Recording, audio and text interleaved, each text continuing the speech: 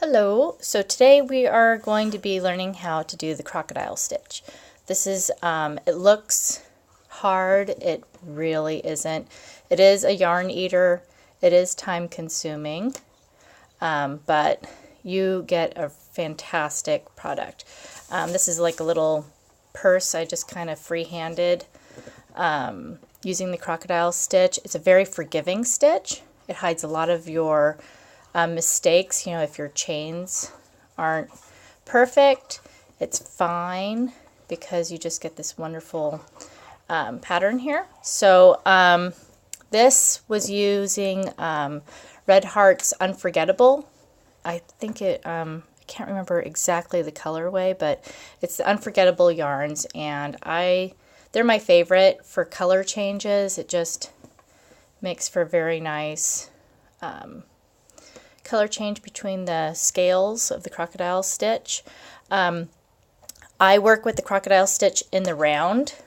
So if you see the bottom of my purse, you can see I started out with a chain and then worked on both sides of the chain a single crochet until it was wide enough that my scales would kind of touch each other. And you can go as wide as you want, and it depends on how flat you want the bottom of your purse. And then I started in making the stitches in the round. I don't work flat with crocodile stitch because the inside of it is not the prettiest. Like if you were making a blanket, this would be the back side of your blanket. So you'd want to line it, or I mean, I guess if you didn't mind how it looked. Let me turn this completely outside so you can see. But it would look like this, which I guess isn't bad. Actually, it's not so bad. Anyway, so, but I work with it in the round. Let me show you another project that I did with it, and then we'll get started. Here's my dragon scarf pattern, and as you can see, I just pack the stitches in really nice and tight to give it that nice ruffled effect.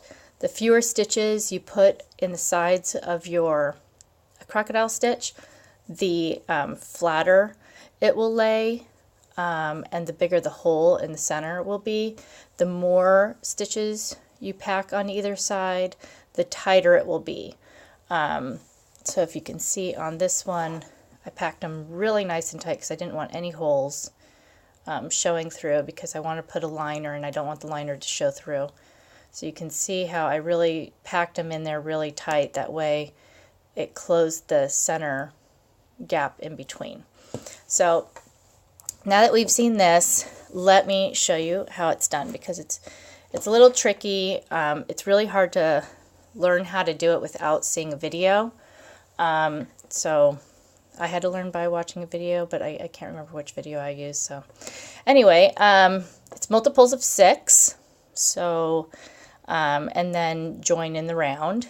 And for your first go around, some people do triple crochets. I do double crochets because I like my scales to be squattier and tighter looking.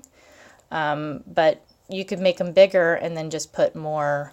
Depends on how large you want it, really. It's a very, very flexible stitch. So I'm going to get started.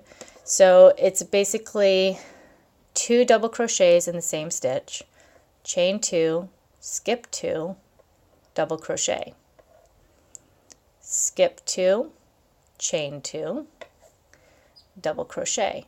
And you alternate like that. 2 double crochets in one stitch, skip 2, 1 double crochet. And you go like that all the way around, and then you work on that. That's called the foundation of your crocodile stitch, and then you crocodile stitch over that. So we start with a chain 3, and then, oh, I'm getting blurry. Let me try and see if I can get this a little closer for you. There we go. So you chain 3, and that's going to be your first part of your scale. And then you're working into the sides of the bar. So I like to turn it to the side and just work into that space there. So you're got your 2 double crochets, taking that first one, and you're just taking it like that. So, because we're working down the side, and then you're basically just using that as your foundation, and then you just double crochet. I like to do 6. I'm using a much bigger hook than I would normally use for this. The smaller your hook, the tighter your scales will be, the tighter your stitches will be, and the more packed your scale will look. So we've got our chain 3 plus 4, so that's 5, 6, and now you can either do a chain 1 or a chain 2 depending on the look you want. If you do a chain 1, it'll look a little bit more round. If you do a chain 2, it will look a little pointier. Some people chain 3, and this is very flexible, there's a million ways of doing that. Some people do a chain 3 and then they'll slip stitch into those 2 stitches. Let me show that to you again. So when you look at the side of your stitch, it's called doing a picot or picot. I don't know how to pronounce it. I call it a picot. You can do a picot in the side like that, which will give you a nice super point. And then, so this is the top of our work, right? So you can see we went down that side. Then we can turn it sideways and go up that other double crochet.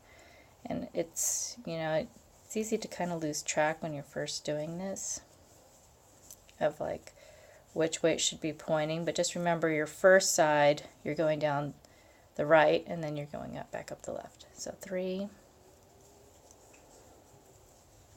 4, 5, and 6. And then you can see that you've got your first scale done. And because I'm using a much bigger hook, you can see this hole is really big. If I was using a smaller hook and my double crochets were tighter, it would go more together like this. So if you're working your crocodile stitch and you're like, this does not look like the crocodile stitch in the picture, it's probably because you're using a crochet hook that's way too large. You want to go down like a couple sizes smaller than whatever the recommended size for your yarn. So for the next stitch, you were slip stitching, but we're not slip stitching through the stitches.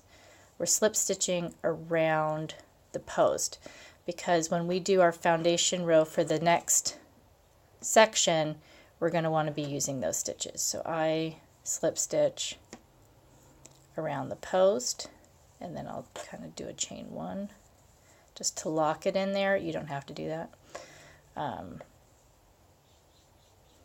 You can just keep going. And then do 6 more into the side.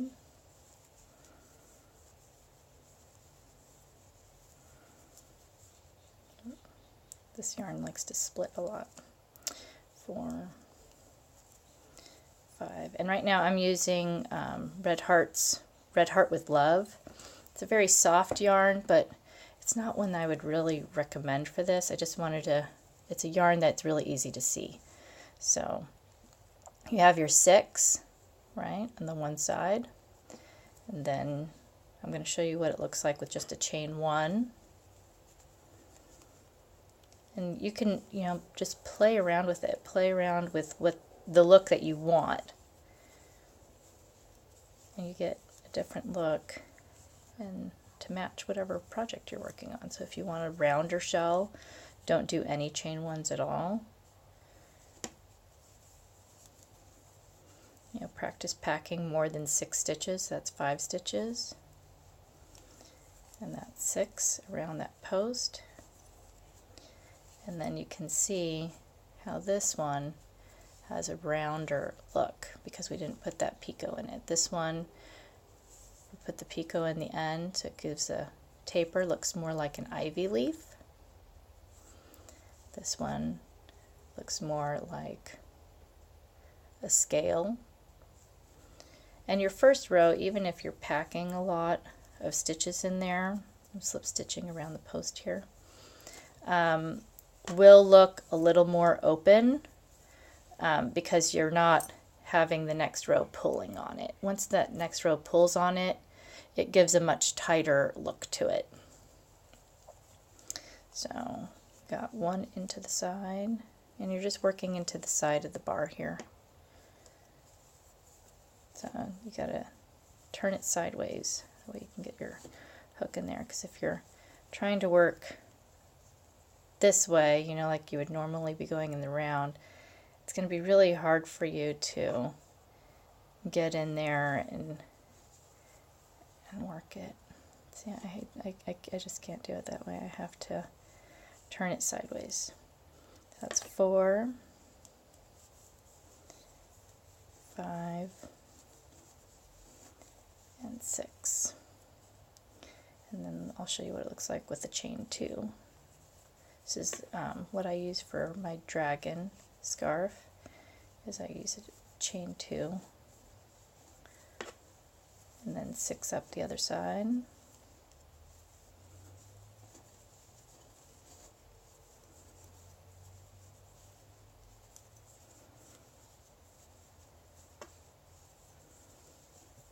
And yarn split again, so 6. And then we're back at the beginning because I'm only doing 3 scales for each side. That way I can kind of show you. So this is with the chain 2. And you can see it gives you a little bit more of a peak. This is with the chain 1, gives you a rounder scale. And this one is with the picot at the end. And that gives you like a very leafy type of effect. So we're back around to the beginning, and we have our chain, our double crochet here that we're going to be slipping around. And because we're starting the next one up, I don't like to leave, you see how this first one we had the chain 3, I don't like to leave that flapping. I like a little bit of a neater finish. So what I do is I go into that hole in between the chain 3, or I'll go into the stitch so that those two are together, and then I'll find that double crochet. This might be a little hard for you to see here. I'm going to take this out so you can see a little better. So we are going to be slip stitching into this double crochet, and I'm going to slip stitch this corner and the corner that I have on my hook into it so that it holds down the end of my crocodile scale nice and tight. So I just slip stitch through both of those, and that holds so that it's not flapping, so that when you finish your project, it's not noticeable where you started every row because the scale is flopping forward. So now for your second row, we'll be doing the same foundation, double crochets, right? The way you stagger the scales is that where the scales meet another scale, you'll be doing 2 double crochets. In the center of your scales, you will be doing 1 double crochet, and you'll be chain 2ing in between each one of those. So we go back into our same stitch, and you don't have to be perfect because everything's going to be hidden once you do that top part of your scale. So don't worry if you're not perfectly into it, it will not show. So chain 2, double crochet, you're going right into that center, chain 2, and then you'll find the top, right? See how we went around the post? That way we have that stitch nice and free. We don't have to go looking for it too hard.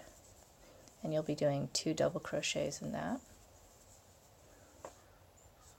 And then chaining 2. And you do that all the way around, and that's how the rest of it is going to go. So it's really easy. It's nothing to be scared of. It is time consuming, and it is a yarn eater, so you're going to want to make sure that you have lots of yarn. For this purse, it's not a very big purse. I mean, you can see it's like 2 hands wide and about just as tall, and that is 2 skeins of the Red Heart Unforgettable. And I did not do like a super long strap, so you can see how, and like for the scarves, I mean, it's a kid's scarf, and it takes 1 whole skein of yarn to do it, because the more scales you pack into an area, the better it looks. I mean, if you try and go cheap and say, oh, well, you know, I'm only going to put 5 in each scale, I'm going to cheat it, it does not look as good, and you're going to end up pulling it out. Like for this, what I'm doing using an eye hook, to me this is not ideal, having these holes. I would want to pack this with a lot more scales, like twice the amount. I probably would do 12 on each side just to pack it. Like you can see, if you pull down the scales and pack them really tight, it would start looking even better.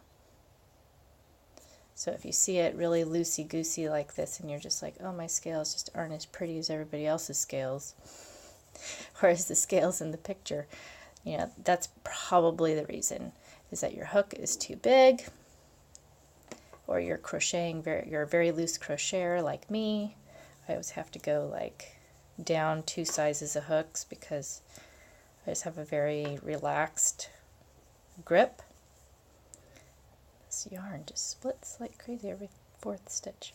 So that's 4, 5, 6, and I'm going to show you that picot again, just in case you want to use it. I think it looks really cute. Like if I'm doing like flower, like crocodile stitch flowers,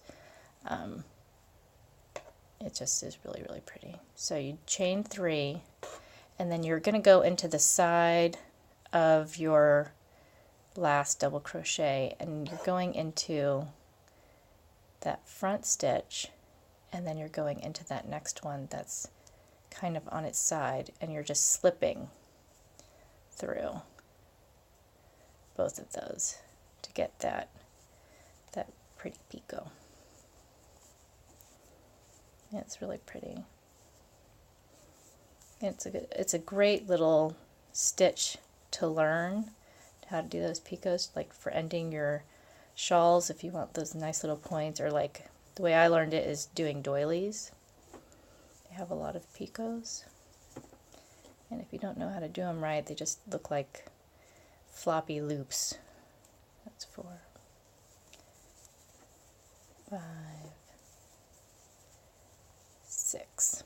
So I can take my hook out and show you here. So you can see as you go up to the 2nd row, you get a leaf. Well, it's green, so it looks like a leaf. You'll get a crocodile scale in between your 2 other scales, and it will just keep doing that. So if you want to increase and make it flare out, when you do your foundation chain, you can cheat it. I mean, that's how I did the purse. You can cheat it a little bit and just put more double crochets and single crochets. You just want to make sure that your foundation covers what you need. So for every crocodile stitch, you're going to want 1 double crochet, you're going to want the double crochet, and you're going to want a single double crochet, because that's the span of your scale. So when you do your increases, you're going to want to increase by a double and a single double crochet, and I hope that makes sense to you. You know what, let me just show you. I'll pull this out. This will be a little bit longer of a video, I guess. So like say I wanted to add another one. You're going to want to kind of add it evenly over a couple of scales. That way it's not so noticeable. And I do this by kind of trial and error when I do it.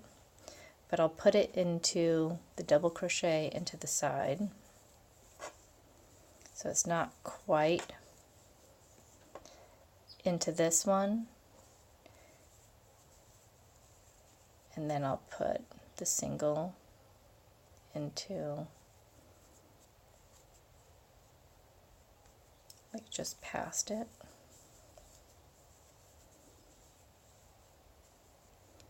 And then I'll put it into the side of this one. So we just added another one, right? So we got a single, double, single, so that should be a double. And you're going to want to make sure that you end. So we have a double that we started with. We have a double, so I need to put a single in here. And then you can see, so I'm going to go just past the hole. So I added another one in there. And then slip stitch. That way when I go around to make my leaf, my crocodile stitch, I'll have like an extra one in there. And that just, it increases it. Like you can see that my purse has some, you do the decreases the same exact way, you just kind of skip it. And you cannot tell where the increases and decreases are because you're just kind of stretching it a little bit and you're putting so many stitches in. It's very, very forgiving for doing shapes that are going out and going back in again. And you just kind of squeeze an extra one in there every couple rows and it will start flaring out, or you skip one, you know, and just kind of stretch that foundation row out a little bit, and you will not be able to tell. So there you have it, crocodile stitch. I hope I didn't go too fast or too complicated. See you later.